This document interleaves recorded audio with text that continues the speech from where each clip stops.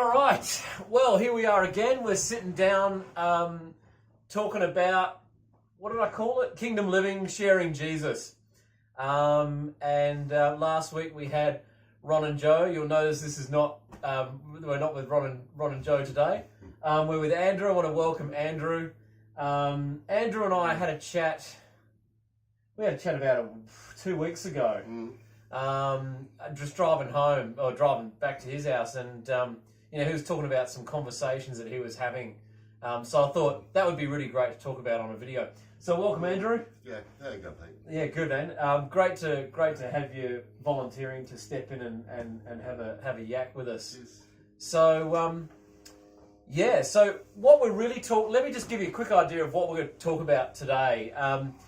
Today we're really talking about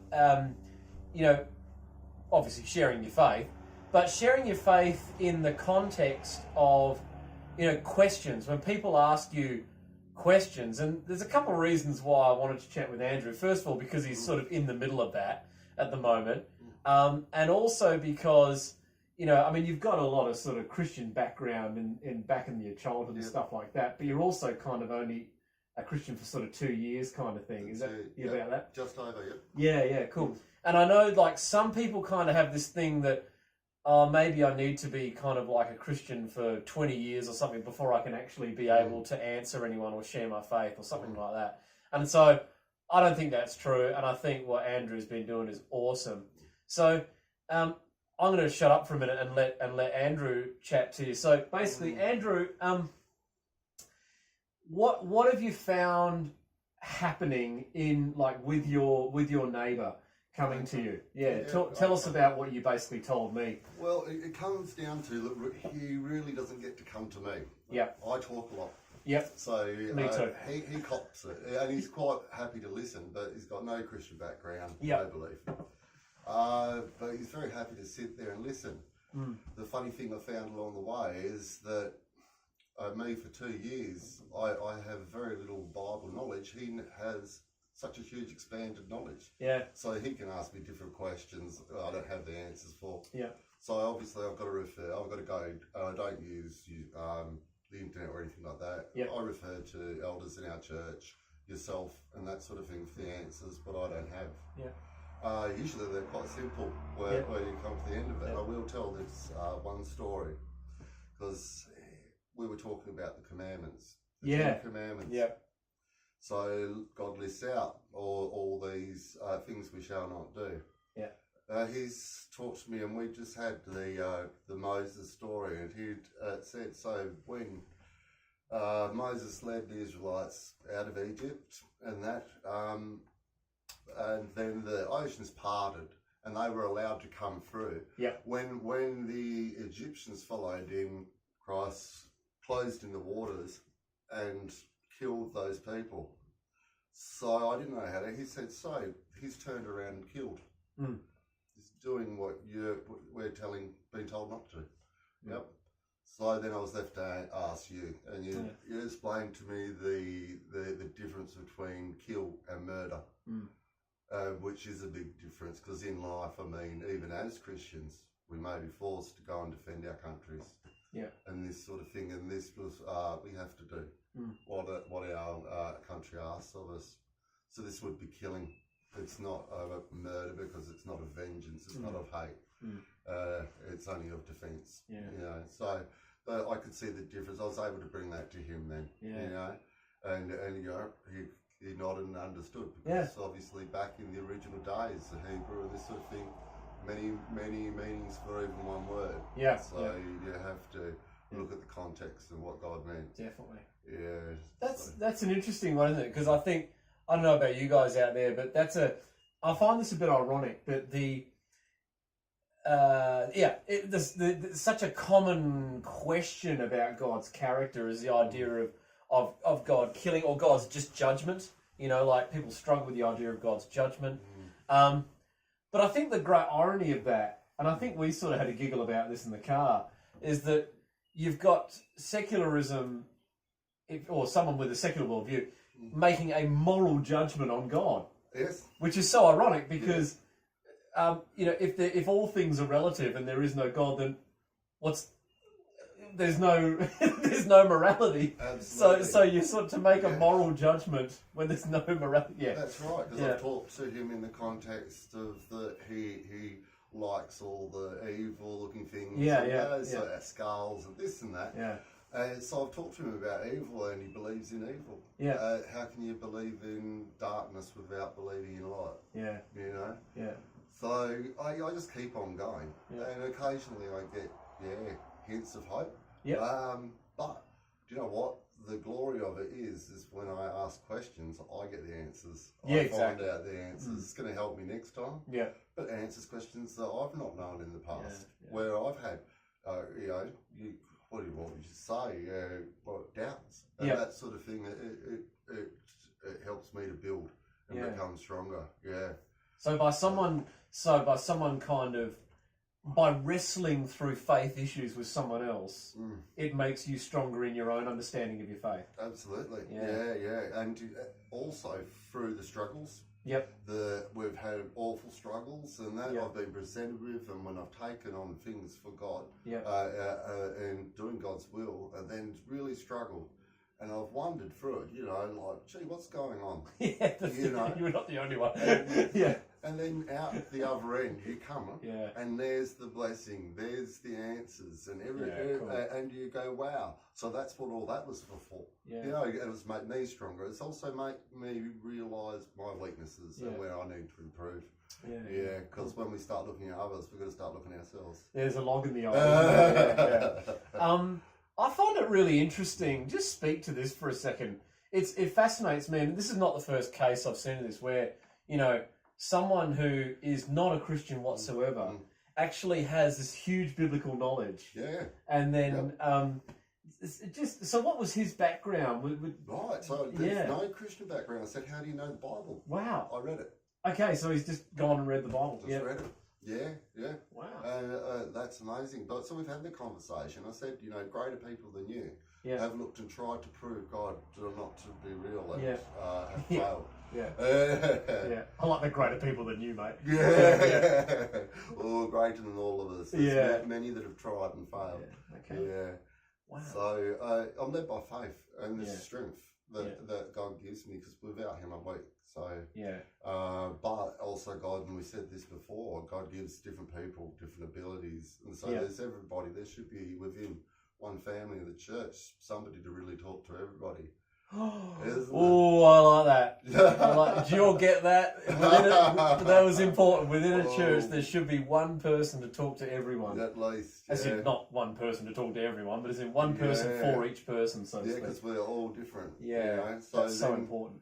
Something I wanted to say is when I was thinking about it earlier, I was asked, what people would I approach, and I thought anybody.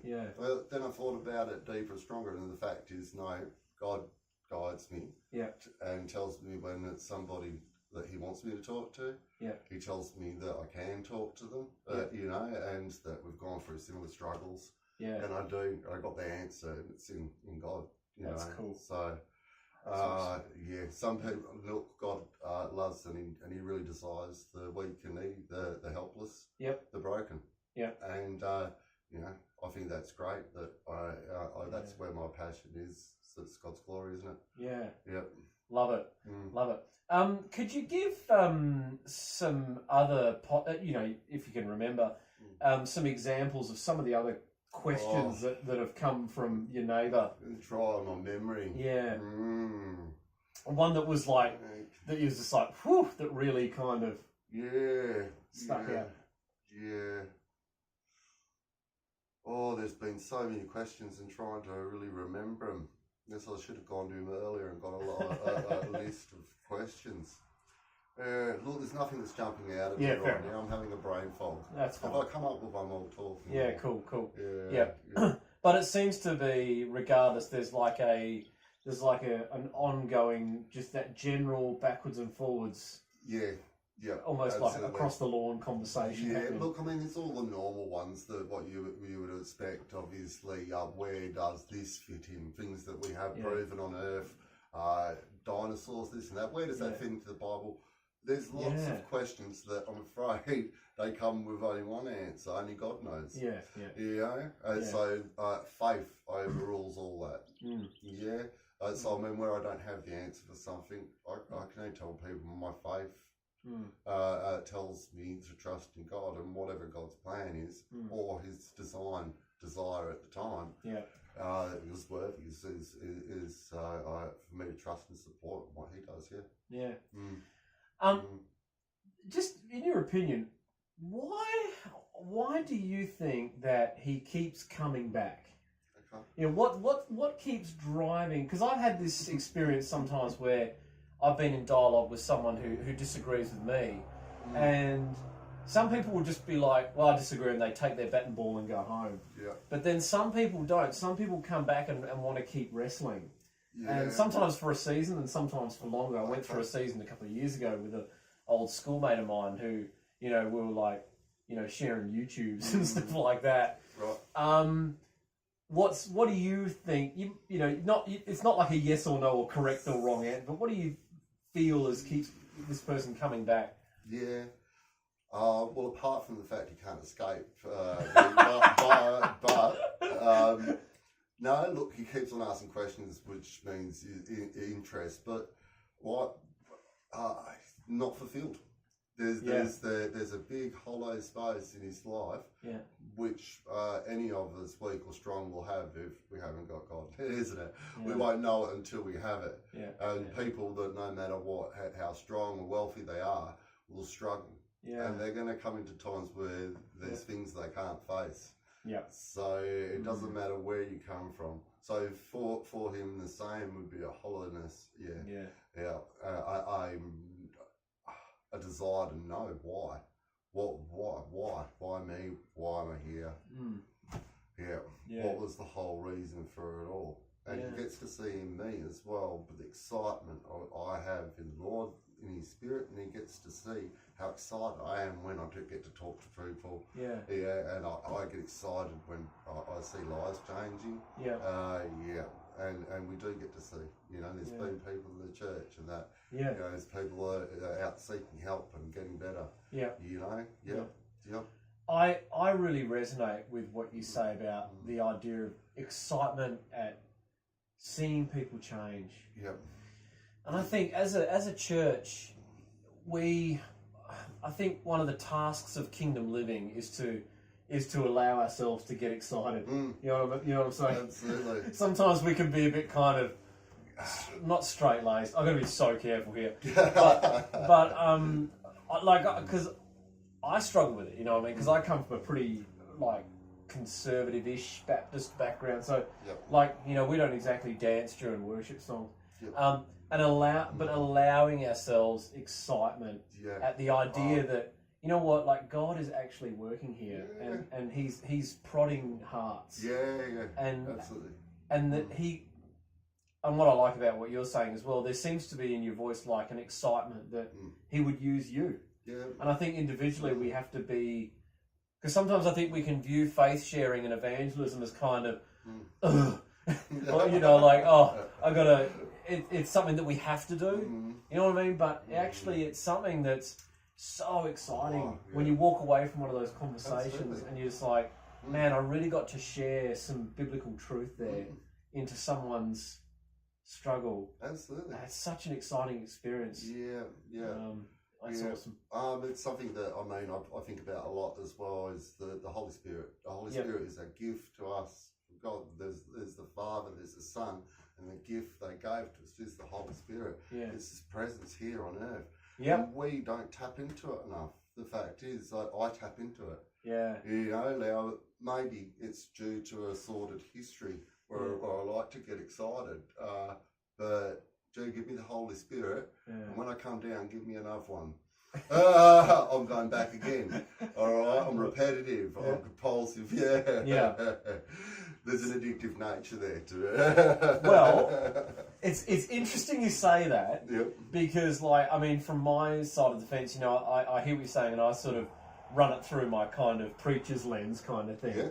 And you know, it's interesting, like Luke, like the gospel writer, Luke. You know, Luke. He specifically, obviously, in Acts, because that's where you get most of the Holy Spirit stuff. So in Acts, there's this constant phrase, filled with the Holy Spirit. And but it just keeps happening over and over. And you sort of, it's an interesting language play, because obviously, technically, you sort of think, well, if you've been filled with the Holy Spirit, how can you be filled? You know what I mean? Like, wouldn't you be now overflowing? To receive the Holy Spirit, you have to be open to the Holy Spirit. You don't just get it. You have to want it. You have to get close to God in your prayer, in your worship. And there the Holy Spirit will come. So, because like Luke writes about people basically in Acts. I haven't got direct references off the top of my head. I've got myself in a back corner there, but people that were, if you like, already filled with the Spirit, like at Pentecost or whatever, and then they do some, and they're filled with the Spirit, and it's like this it's not like kind of, what am I saying? It's not like God is saying, right, you've had your helping, off you go. No. You know what I mean? No. And of course, that's a terrible way of saying it, because the Holy Spirit is a person, but it's like God. It's almost like God can't help but just keep pouring himself out more and more and more and more. Yeah, absolutely. And it's just like this phrase through Acts, filled with the Holy Spirit, just keeps coming over and over and over again. And people that are already full keep getting filled. Yep. And it's just like, God is just pouring out. They've got to be refilled. Yeah. Because we spend it. Every time God gives us the Holy Spirit, we've got to share it.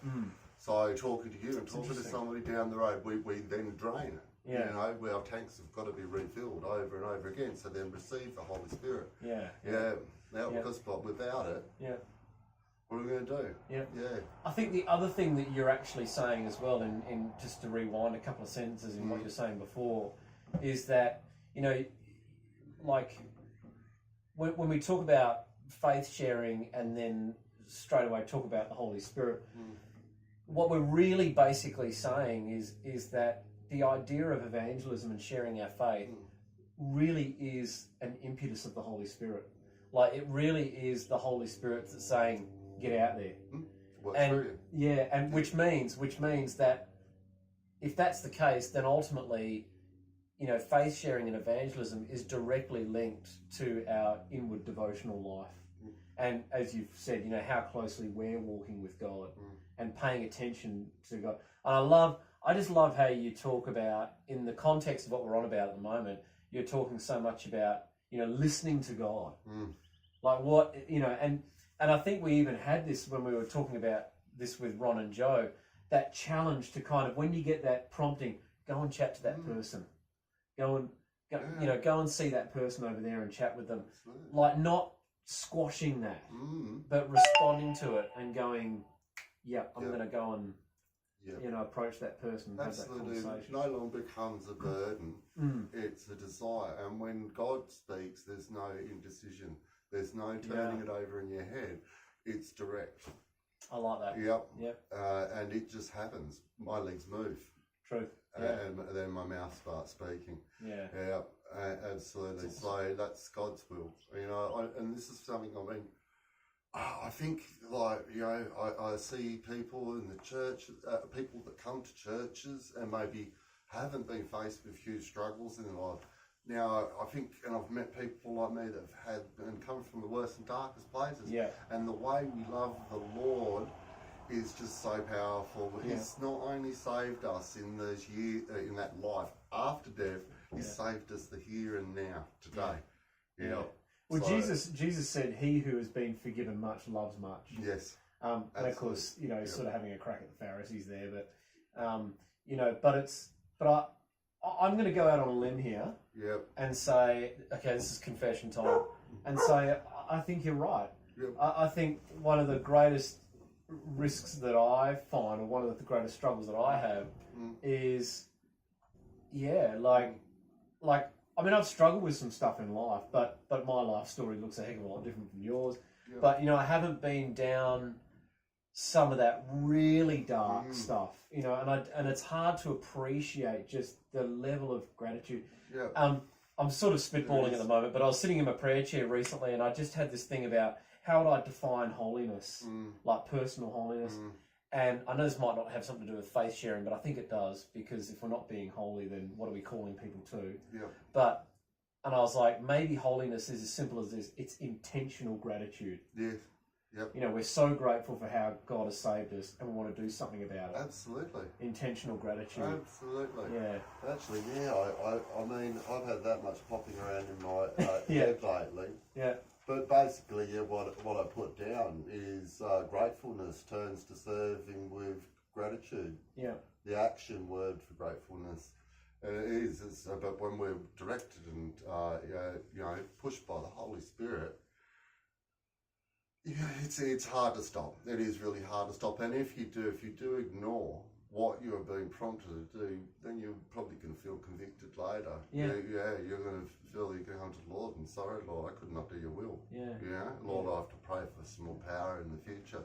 Yeah. Lord, connect to the Spirit, become holy by being with God. Yes. Cool. Yep. I'm going to just check the timing, because I think we're getting close to, about 21 minutes. Trying to keep this to about 20-25 minutes, because otherwise it's like takes about 6 hours to upload to YouTube. Okay. at this resolution, but so to sum up, so we started talking about when you have one of those neighbours that wants to have a chat and that has questions, how to approach answering those questions, resources you can use at the church. Resources you can use amongst the and when I say church, the church community, people in the church community.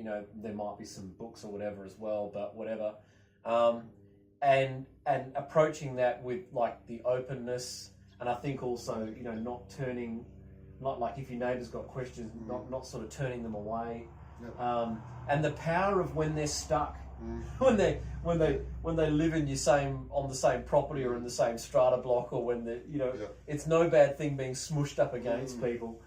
And so from there, we really started talking about just obeying the voice of the Spirit, I think, and the excitement that the Spirit brings, and how faith sharing, even when you're answering really prickly questions, and even questions that don't make sense, about questioning the morality of God from a worldview that has no understanding of morality, if that's not too brutal to say, nonetheless we can still be Spirit-led and so on.